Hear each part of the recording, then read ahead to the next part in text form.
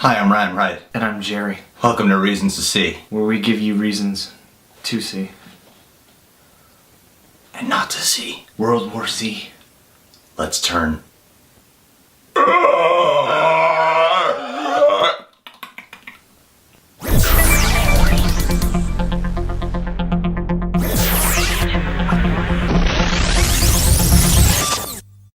Reason to See number 1.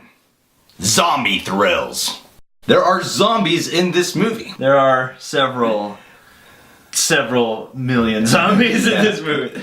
You know what's impressive is they managed to make a PG-13 zombie apocalypse film go around the world and make it actually pretty entertaining and not distracting. That's not rated R and full of blood and gore and stuff. Action is so vicious and so rabid that it feels intense anyway. And like violent stuff happens, just sometimes the camera doesn't fully zoom in on it or something. You get like bits and pieces of it, like they're like, oh, it's in the corner of the shot right there. Yeah, exactly. I see that person's hand hacked off, you know? Yeah, there were some parts where I was like, this is brutal enough to be rated R. It's just you know what's happening. You're just not fully seeing it. What's cool is that this is a zombie movie, and the best parts are the zombie stuff. There's plenty of it in the movie. You know, it's like drama, zombie, drama, zombies, drama, zombies. Yeah. It's perfect. You know, if you're not into the drama, you're gonna be into the zombie stuff, because there's enough there to sustain you for the 2 hours this film is. Well, and the zombie chaos is very, like, apocalyptic. Yeah, it's pretty chaotic. Nasty, yeah. It's just like free-for-all. People are running, there are zombies everywhere, people are shooting stuff, they're screaming. These are the fastest zombies I've ever seen. The undead can run really fast. But there's the question there, is that they don't know where it started, so maybe it's a virus, maybe it's not a zombie at all. Yeah, it makes them marathon runners. Yeah, exactly. I thought that was cool, because they scramble like rats. Like, let me get to the food, let me get to the food! Yeah, exactly. And I thought that was a cool, take, a cool way to do it. Yeah, no, it was awesome. One thing that made me worried was that they were so,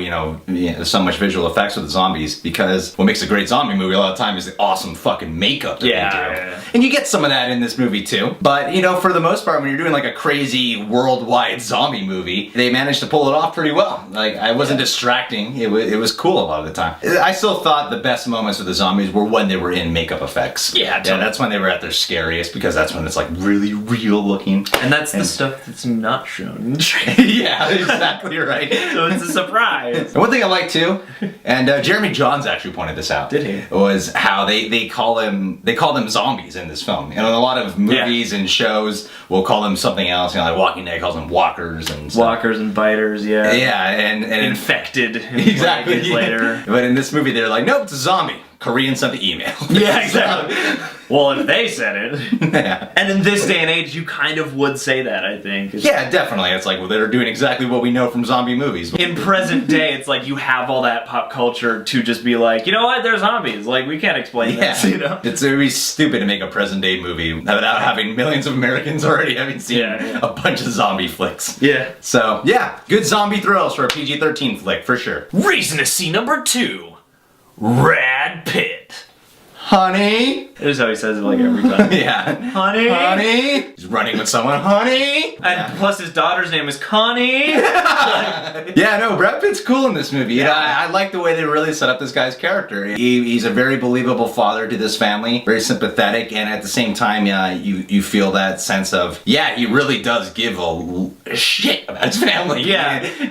He loves them to death. And the way they leverage him into going on the whole adventure of the movie is pretty believable in the context of the time, because it's very cutthroat. Yeah, and they give hints of his backstory, and you could feel that he did do his homework on that. Yeah. That he wasn't just some, dad sent on some mission. Hey, you, get over here.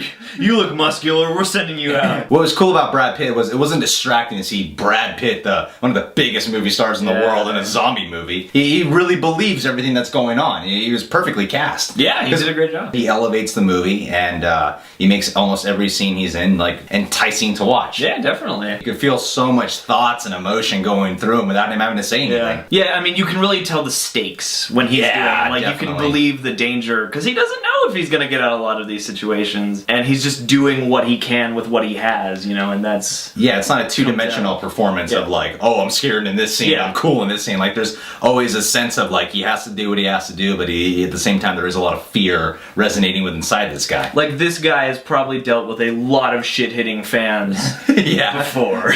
Reason to see number 3. The directing and cinematography.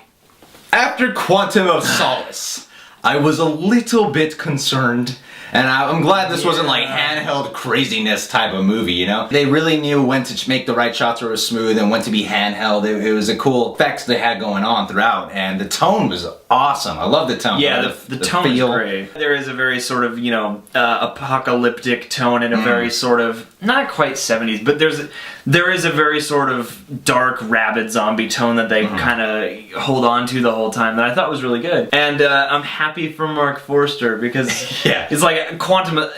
This movie had trouble getting made, you know, I kind of get the sense that he's a little over his head with these big blockbusters, but this one turned out a lot better than Quantum of Solace did. And the way the action is directed works much better in this world than it does in James Bond. What I will say is, like, it's a solid blockbuster thriller. When you look at, like, Summer, what are you looking for? Something that's just entertaining. And this film is, you know, it doesn't exactly break new ground or anything. No. But it is an entertaining blockbuster film that stars one of the biggest stars in the world. They succeeded on doing that. Yeah, and but the cool thing too to me was that it's a blockbuster film that doesn't feel like every other blockbuster movie. Yes. It's not like, you know, you have your Star Trek is your big adventure, and Iron Man is your big adventure, and there's a certain snapitude, you know. It's not a horror movie per se because it's not all that scary, but a science fiction thriller. Yeah, but it does have that sort of horror tone a bit, which I thought it definitely sort of just sets it apart a little bit from the other. Yeah, and it's fast paced too. That's what I liked about it too. It's not one of those films that tries to create tension by making everything super slow and it's not a draggy 2 hours. Yeah, definitely. I like it because in the first 10 minutes you're like, oh my god, everything's happening already. Yeah, exactly. Well, and that's cool because it does feel like on a normal day, oh my god! Like, you know. In the finale too, I thought there was some great cinematography. There's some awesome cinematography in this film, from the scenes in Jerusalem that they show in the trailer where they're like all the piles of zombies happening, and when they're in Korea and they're going back to the plane and like everyone's kind of in the dark in the shadows. There's a nightmare sequence that's shot really neat. In that finale when they're looking for the that's when it felt the most like a zombie movie to me. Yeah. Was at that particular point. And that was cool. I don't think I've ever seen a zombie blockbuster. Has there ever been such a thing? Not on this scale. I mean, I don't think on this scale, because like part of the gripe some people have been having is you could make literally 200 zombie movies for the cost of this one zombie movie. Yeah. You know, because a lot of the point, you know, is being low budget, because that's something you can do lots of carnage with. Usually you don't want to have a big star and stuff like that. So this is a different beast in the sense that it is your first sort of big zombie blockbuster of that kind. What I do have to ask myself is, why did this cost so much fucking money? You know, like, I saw it, I'm like, there's some scenes where I'm like, yeah, I can see why that scene costs a lot of money. I was watching, why? It's so expensive, for what reason? Yeah, I mean, it does span the world, and part of what's cool about it, I think, is that it gets both the global zombie... Yeah, it doesn't take place just in a city or a small group of people. They really go across the globe. Yeah, you get a lot of cities that are being ravaged by these, you know, creatures and stuff like that, and then you also have just a global scale, and then you also get scenes where you get that very intimate sort of old school zombie feel where it's like creeping through hallways and they're everywhere. Yeah. So it kind of runs the gamut of types of zombie scenarios, which is cool, you know. That's why I like the finale in the first act, because that's when it felt the most like a zombie movie to me. Yeah. And yeah, that's when I thought it was actually at its best. For sure. When a zombie movie feels like a zombie movie, it was when it's at its best. Boom. Reason to see number 4. Matthew Fox. He's in it. He is in this movie. You might have to squint.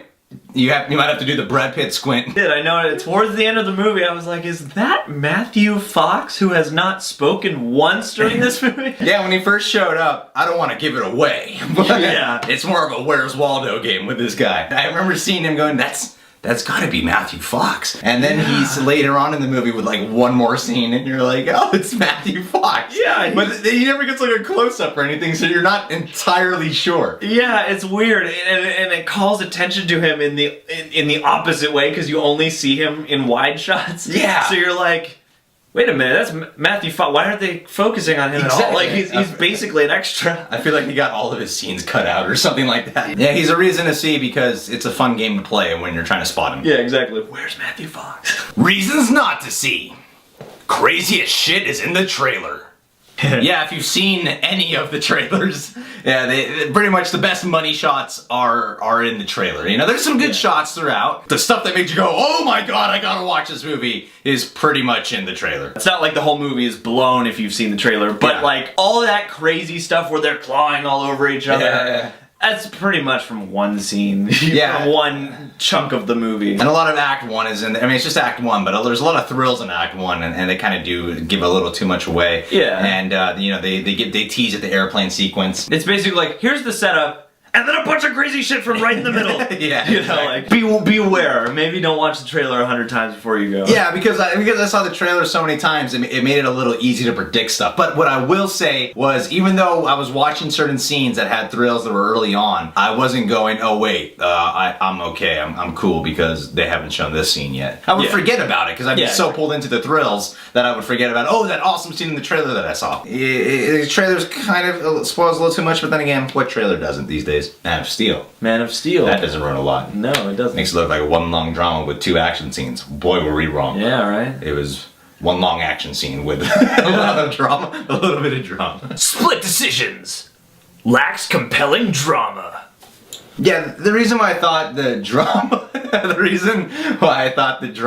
was, I mean, I don't really know why the drama lacked, to be honest. I just didn't feel the effect of it all, because the first act I thought was great. You know, you set up this family, it kind of feels like War of the Worlds, except instead of aliens, it's zombies instead. It's very personal, you believe this family together, and you really care about them, and then they're running through the cities and stuff like that, and it was all very awesome. But then when the actual plot kicks in, like the military plot and the mission and stuff like that, I was on board with it, I was watching it, but that's when I thought the compelling drama just started lacking, and I was only finding it truly gravitating when there was zombie stuff happening. I guess that's fair. I mean, I thought all the actors did a good job, and I was pulled in throughout. Like, I was never bored during any of the more dramatic scenes, and I was always at least, you know, along with, okay, where are we going next? Like, what's gonna solve this mystery? You know, like, how are we gonna combat the zombie hordes? I'm not gonna say it's the most compelling movie I've seen all year, but I was always pulled into it. When I feel like you have such good drama in the beginning, but then it becomes more about the mission and stuff, which is fine,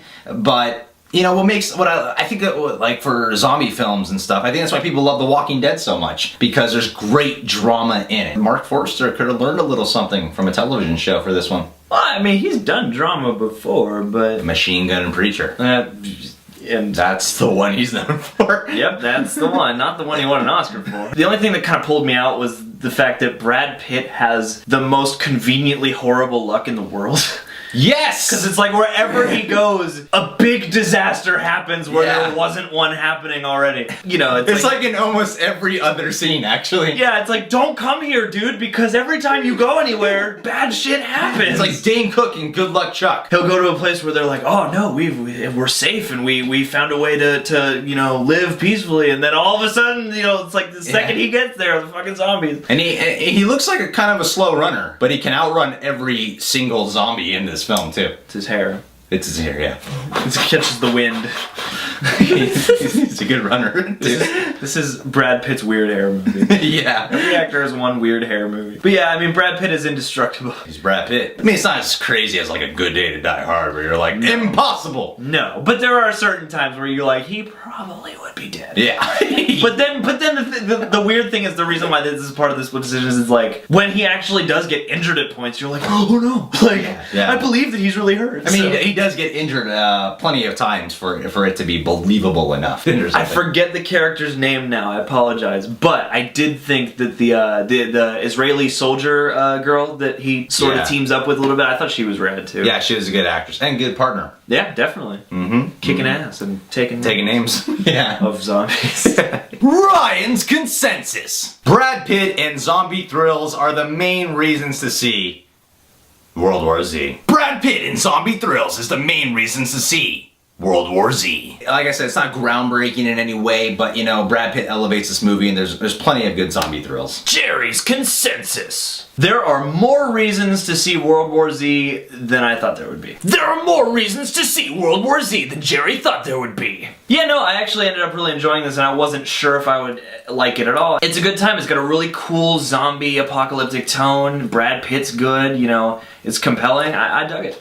Alright guys, thanks for checking out our review for World War Z. Why don't you go ahead, go to that comment box below and tell us, what is your favorite zombie movie that you have ever seen? And if you want to check out some more episodes of Reasons to See, why don't you go ahead and click this link-a-doodle right here. And if you want to follow us on our social networks, click the link for Facebook right here, and the link for Twitter right here. And last but not least, if you want to get updated every time a new review or a video is out, subscribe! Sorry, I want to mix it up there like a remix. Yeah. I don't know, that wasn't a zombie impression. That was like a yawn. Yeah, that was a like zombie Gandalf yawning. That was like Simon Pegg at the end of Shaun of the Dead. Yeah, zombie movie, maybe There that's we go. someone's favorite. Shaun of the Dead's an awesome movie. I love Shaun of the Dead. I could watch that movie like over and over again. I have watched that movie over and over. Yeah, I think it's going to be a good trilogy. It's just Shaun of the Dead, Hot Fuzz, and then World's End. Man, So excited. Yeah, that's going to be cool, dude. I'm So excited for excited, those. yeah. Tell us below if you're excited to see those films. Yeah.